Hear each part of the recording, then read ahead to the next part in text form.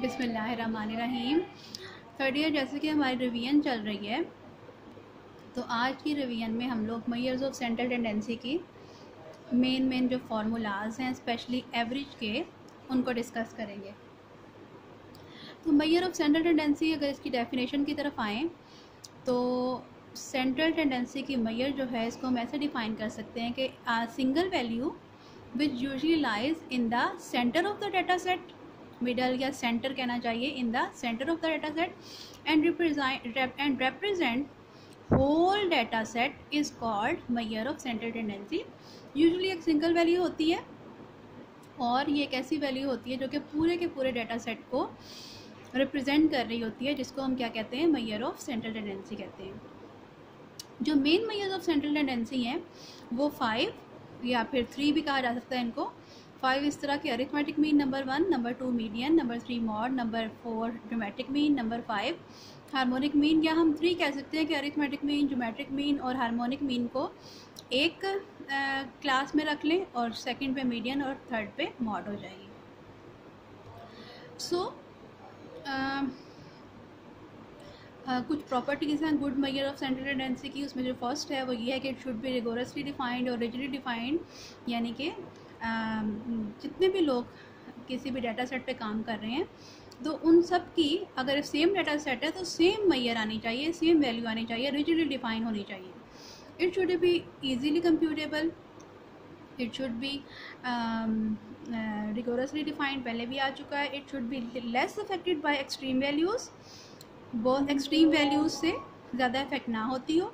It should fluctuate least from sample to sample drawn from same population. अगर same population में से different samples draw किए जाएँ तो सब सैम्पल्स का की मिलती जुलती सेंट्रल टेंडेंसी आनी चाहिए। ये नहीं कि पॉपुलेशन तो सेम है लेकिन उसके डिफरेंट सैम्पल्स बिल्कुल different measure of central tendency को शो कर रही हूँ, ऐसा नहीं होना चाहिए। अब हम first measure of central tendency की तरफ आ जाते हैं, जो कि सबसे ज़्यादा यूज़ होने वाली और सबसे ज़्यादा इम्पॉर्टेंट है। जो फर्स्ट है वो हमारे पास है अरिथमेटिक मीन। अरिथमेटिक मीन जो है, arithmetic mean is the most commonly used average. It is defined as the value obtained by dividing the sum of the values by their number.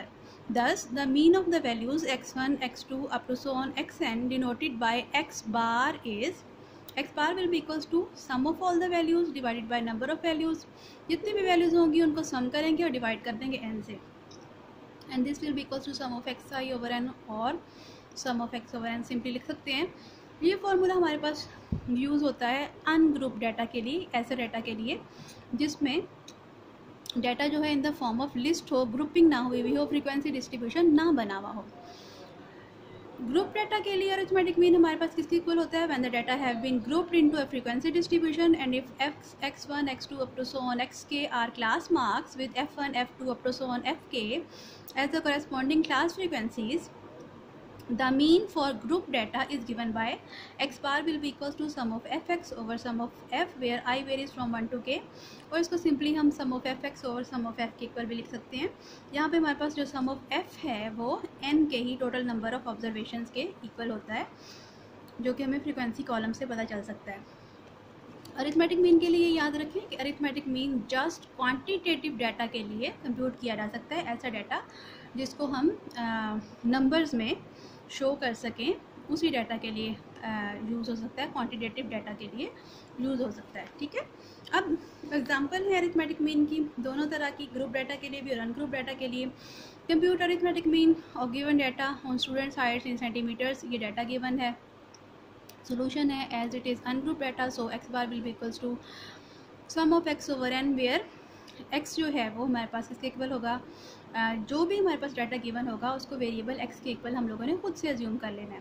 इनको count किया तो total 10 values हैं हमारे पास। x बार simply सारी values को add करेंगे और divide कर देने के n से, ऐड किया सबको, डिवाइड कर दिया उनके नंबर से, and we have got the sum, total sum 902 divide by 10, so the arithmetic mean comes out to be 90.20। और जो भी डाटा का यूनिट होगा वही अरिथमेटिक मीन में यूनिट यूज़ होगा, एंड 90.20 सेंटीमीटर जो है वो हमारे पास अरिथमेटिक मीन इस डाटा का आ जाएगा।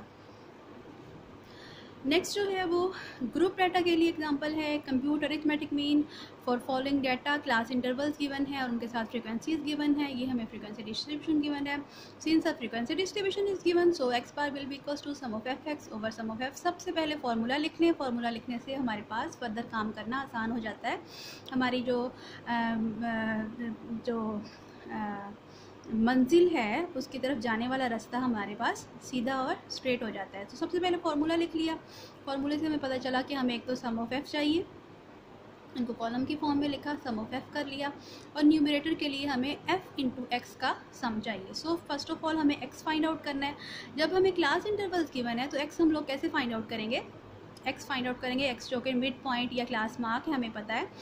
ये दोनों क्लास लिमिट्स को ऐड करके डिवाइड बाय 2 करना है। 86 + 90 डिवाइड बाय 2 88 आ गया।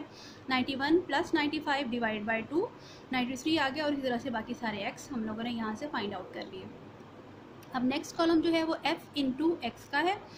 6 × 88 528, 4 × 93 372 और इसी तरह से बाकी सारे ये हमने वैल्यूज़ को मल्टीप्लाई करवा लिया है, जिससे हमारे पास एफ एक्स का कॉलम आ गया है। इनका इसको सम किया है क्योंकि हमें न्यूमरेटर के लिए sum of F into X चाहिए, क्योंकि 2935 आया। So X bar will be equals to 2935 divide by 30 and this will be equals to 97.83। So ये हमारे पास आ गया अरिथमेटिक मीन। इसी तरह से हमारे पास है ज्योमेट्रिक मीन। ज्योमेट्रिक मीन जो है वो the geometric mean of n positive numbers x1 x2 up to so on xn is the nth root of their product. That is geometric mean किसके equal है? जो भी हमारे पास पॉजिटिव n वैल्यूज़ होंगी उनका प्रोडक्ट लेना है, उनको मल्टीप्लाई करवाना है और फिर जितनी वो वैल्यूज़ होंगी उतना हम लोगों ने रूट लेना है। अगर 5 वैल्यूज़ होंगी तो 5th रूट, 7 वैल्यूज़ हैं तो 7th रूट, 2 वैल्यूज़ हैं तो स्क्वायर रूट और इसी तरह सो ऑन। ये उसका बाय डेफिनेशन फार्मूला है। इस डेफिनेशन के मुताबिक अगर नंबर ऑफ़ वैल्यूज़ इंक्रीज़ कर जाता है, ज़्यादा है, तो फिर उनको मल्टीप्लाई करवाना और उनका उतना nth रूट फाइंड आउट करना मुश्किल हो सकता है कंप्यूटेशंस के पॉइंट ऑफ व्यू से। तो क्या किया जाता है? लॉगरिथम्स की टेक्निक यूज़ की जाती है और बोथ साइड्स पे लॉग लिया। लॉग ऑफ जी हमारे पास sum of log X I over N के इक्वल आ जाएगा और अगर लॉग को हम इस साइड पे ले आएँ तो G will be equals to anti log of sum of log X I over N. तो ये फार्मूलाज ऑल्टरनेटिवली यूज़ किए जा सकते हैं। अगर हमारे पास डाटा जो है वो ग्रुप है तो फिर तो सिर्फ हम लोग यूज़ ही लॉग वाला फार्मूला करेंगे। लॉग ऑफ जी जो है वो किसके इक्वल हो जाएगा? Sum of F log of X I over sum of F. तो जी आ जाएगा हमारे पास anti log of sum of F log of X I over sum of F. Geometric mean जो है वो यूजली प्राइमरी यूज होता है किसके लिए? Primarily to average data for which the ratio of consecutive terms remains approximately same or constant. This occur, for example, with such data as rates of change, ratios, economic index numbers, population sizes over consecutive time periods and the like. So geometric mean हमारे पास appropriate है किस type of data के लिए? ऐसे type of data के लिए जिसमें rates and ratios percentages involve हो रही हों। ठीक है, अब हम इसकी एग्जांपल्स की तरफ आ जाते हैं। फॉर एग्जांपल ये फर्स्ट एग्जांपल है, इसमें हमें क्या गिवन है? Calculate geometric mean of 139। तो अगर हम फर्स्ट फार्मूला यूज़ करें nth root of the product of n positive numbers, तो तीनों नंबर्स को मल्टीप्लाई किया 1 × 3 × 9, 3 वैल्यूज़ हैं तो थर्ड रूट आ जाएगा। This will equals to 27 raise to power 1/3 and this will equals to 3। और इसी तरह से हम लोग इसको अगर हमें डाटा जो है वो परसेंटेज में गिवन है तो फिर हम लोग पहले उसका ग्रोथ फैक्टर फाइंड आउट करते हैं और फिर उसके बाद geometric mean. The average period, उसके लिए हमारा क्या तरीकाकार होता है? The average period to period percent change is computed by, किस तरह से हम ग्रोथ फैक्टर फाइंड आउट करेंगे? Converting the percentage change to growth factors where growth factor किसके इक्वल होगा? 1 + परसेंटेज चेंज ओवर 100। इसी तरह से फिर जो भी हमारे पास ग्रोथ फैक्टर्स आएंगे उन सारे ग्रोथ फैक्टर्स का ज्योमेट्रिक मीन फाइंड आउट करेंगे और ज्योमेट्रिक मीन फाइंड आउट करने के बाद ये जो 1 हमने खुद से सब्ट्रैक्ट किया है, ऐड किया है, इसको सब्ट्रैक्ट कर देंगे और 100 से जो खुद से हमने डिवाइड किया था इसको 100 से मल्टीप्लाई कर देंगे तो हमारे पास ओरिजिनल डाटा का ज्योमेट्रिक मीन आ जाएगा। फॉर एग्ज़ाम्पल ये देखें एग्जांपल है, A BAC company year to year changes in fuel consumption expenditures were -5, 10, 20, 40 and 60%. Percentage में ये सारी की सारी वैल्यूज़ गिवन है। Using geometric mean of growth factors determine average yearly percentage change in expenditure. So period लिया है, 5 periods हैं तो y1 से लेकर y5 तक ले लिए हैं, y ले लें या x ले लें, जो भी इनको ले लें। परसेंटेज चेंज पहले -5 है, -5%, 10%, 20%, 40%, 60%, ये सारे आ गए। अब जिस तरह कि मैंने बताया आपको, ग्रोथ फैक्टर किसके इक्वल है, 1 plus percentage change divided by 100। सो इसके लिए क्या आ जाएगा, 1 plus -5 divide by 100 0.95, 1 plus 10 divide by 100 1.10, और इसी तरह से बाकियों को करेंगे तो 1.20, 1.40 और 1.60 हमारे पास ग्रोथ फैक्टर्स आ जाएंगे। ज्योमेट्रिक मीन के लिए हम लोग ग्रोथ फैक्टर्स का ज्योमेट्रिक मीन फाइंड आउट करेंगे। इन सबको मल्टीप्लाई करवाया, इनके 5 वैल्यूज़ हैं तो 5th रूट आएगा, हमारे पास वैल्यू आ गई 1.229। अब हम क्या करेंगे, इसमें से ये 1 सब्ट्रैक्ट कर देंगे और इसको मल्टीप्लाई कर देंगे 100 से, तो हमारे पास ज्योमेट्रिक मीन क्या आ जाएगा, एवरेज परसेंटेज चेंज हमारे पास क्या आ जाएगी, 22.9%। इसी तरह से ज्योमेट्रिक मीन हमारे पास है ग्रुप डाटा के लिए।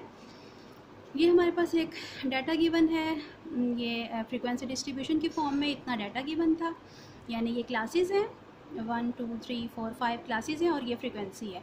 फर्स्ट ऑफ ऑल इनका एक्स फाइंड आउट करेंगे, जैसे अभी हमने अरिथमेटिक मीन में फाइंड आउट किया है, 15 प्लस 19 डिवाइड बाई 2। उसके बाद लॉग ऑफ एक्स सारों का लॉग लेंगे, और लॉग के बाद, क्योंकि ये हमारे पास फॉर्मूला है, ज्योमेट्रिक मीन इक्वल है anti log of sum of F of log of X divide by sum of F.